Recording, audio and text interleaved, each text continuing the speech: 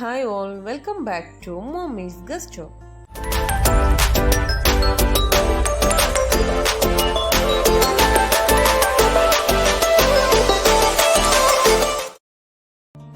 ഇന്ന് ഞാൻ വളരെ ഹെൽത്തി ആയിട്ടുള്ള ഒരു തോരൻ്റെ റെസിപ്പിയാണ് ചെയ്യുന്നത്. വാഴക്കൂമ്പ് അതേപോലെ അതിൻ്റെ കൂടെ ചെറുപയർ വെച്ചിട്ട് നല്ല ടേസ്റ്റി ആയിട്ടുള്ള ഒരു തോരൻ. അപ്പോൾ എങ്ങനെ തയ്യാറാക്കുന്നതെന്ന് നമുക്ക് വീഡിയോയിലൂടെ കാണാം.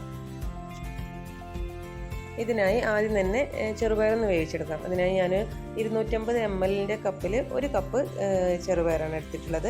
ആദ്യം തന്നെ ഞാനിത് കഴുകി ഉണക്കി എടുത്ത് വെച്ചതായിരുന്നു. അപ്പോൾ ഇത് ചേർത്തിട്ട് ഇതിലേക്ക് ആവശ്യത്തിന് വെള്ളവും ഉപ്പും ചേർത്ത് ഇതൊന്ന് വേവിക്കാനായിട്ട് വെക്കാം.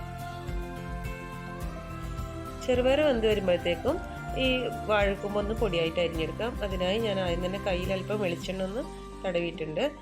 കയ്യിൽ കറയൊന്നും പിടിക്കാതിരിക്കാൻ വേണ്ടിയിട്ടാണത്. ഇത് പൊടിയായിട്ടൊന്ന് അരിഞ്ഞെടുക്കാം.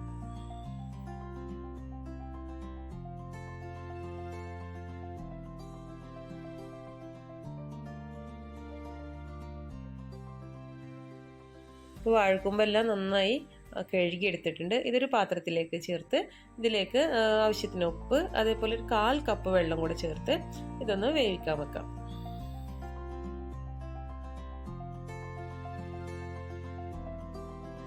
ചെറുപയർ വെന്തോന്ന് നോക്കാം. അപ്പോൾ വെള്ളമൊക്കെ നന്നായി വറ്റിയിട്ടുണ്ട്. തോരനായതുകൊണ്ട് തന്നെ ഇത് നന്നായിട്ട് വെള്ളത്തോടൊന്നും പാടില്ല, അങ്ങനെ ഉടഞ്ഞ പരിവവും വേണ്ട, പക്ഷെ നന്നായിട്ട് വേഗവും വേണം. അപ്പോൾ ഇത് ആവശ്യത്തിന് വന്നിട്ടുണ്ട്. നന്നായിട്ട് ഉടഞ്ഞൊക്കെ അങ്ങനെ ഞെക്കിയെടുത്ത് നോക്കുമ്പോൾ നന്നായിട്ട് ഉടഞ്ഞൊക്കെ വന്നിട്ടുണ്ട്. അപ്പോൾ ഈ ഒരു വേഗമാണ് ഇതിൻ്റെ കറക്റ്റായിട്ടുള്ളത്. അങ്ങനെ വാഴക്കൂമ്പ് നന്നായിട്ട് വെന്തിട്ടുണ്ട്. അപ്പോൾ ഇതും കറക്റ്റായിട്ടുണ്ട്. അപ്പോൾ ഇനി ഇതൊന്ന് താളിച്ചെടുക്കാം. ഇതിനായി ഞാൻ ഒരു 15 അല്ലിയോളം ചെറിയുള്ളി അതേപോലെ തന്നെ വെളുത്തുള്ളി ഇത് രണ്ടും ഒരു ഇടിക്കല്ലിലിട്ടൊന്ന് ചതച്ചെടുക്കാം.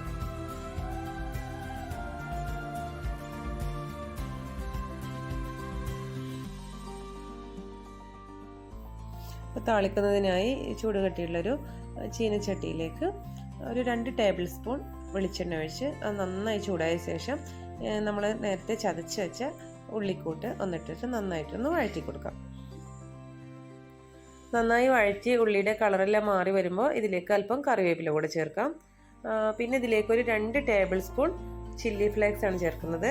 ചില്ലി ഫ്ലേക്സ് ചേർത്ത് ചെറുതീയിൽ വെച്ചിട്ടാണ് നന്നായിട്ട് വഴറ്റിയെടുക്കാൻ. അപ്പോൾ ഇതിൻ്റെ പച്ചമണമെല്ലാം മാറി വരുന്നത് വരെ ഒന്ന് വഴറ്റി കൊടുക്കാം.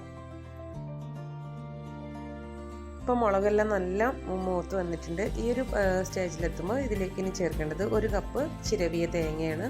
അപ്പോൾ ഇതോടെ ചേർത്തിട്ട് നന്നായി ഒന്ന് വഴറ്റിയെടുക്കാം. അങ്ങനെ തേങ്ങയും എല്ലാം ചേർത്ത് നന്നായി മൂത്ത ശേഷം ഇതിലേക്ക് നേരത്തെ വേവിച്ച് വെച്ച ചെറുപയർ അതേപോലെ വാഴക്കൂമ്പ് ഇത് രണ്ടും കൂടെ ചേർത്ത് നന്നായിട്ടൊന്ന് യോജിപ്പിച്ചെടുക്കാം. അങ്ങനെ വളരെ ടേസ്റ്റി ആയിട്ടുള്ള ഈ വാഴക്കൂമ്പ് ചെറുപയർ തോരൻ എല്ലാവർക്കും ഇഷ്ടപ്പെട്ടു എന്ന് കരുതുന്നു. റെസിപ്പി തീർച്ചയായും എല്ലാവരും ട്രൈ ചെയ്യുമല്ലോ അല്ലേ? അപ്പോൾ തീർച്ചയായും എല്ലാവരും ഫീഡ്ബാക്ക് തന്നെ കമൻറ്റ് ബോക്സിലൂടെ അറിയിക്കുക. തീർച്ചയായും ലൈക്ക് ചെയ്യുക, ഷെയർ ചെയ്യുക. ആദ്യമായിട്ടാണ് എൻ്റെ ചാനൽ കാണുന്നതെങ്കിൽ സബ്സ്ക്രൈബ് ചെയ്യുക. നോട്ടിഫിക്കേഷൻ ലഭിക്കുന്നതിനായി ബെൽ ഐക്കൺ ഇനേബിൾ ചെയ്യാൻ മറക്കരുത്.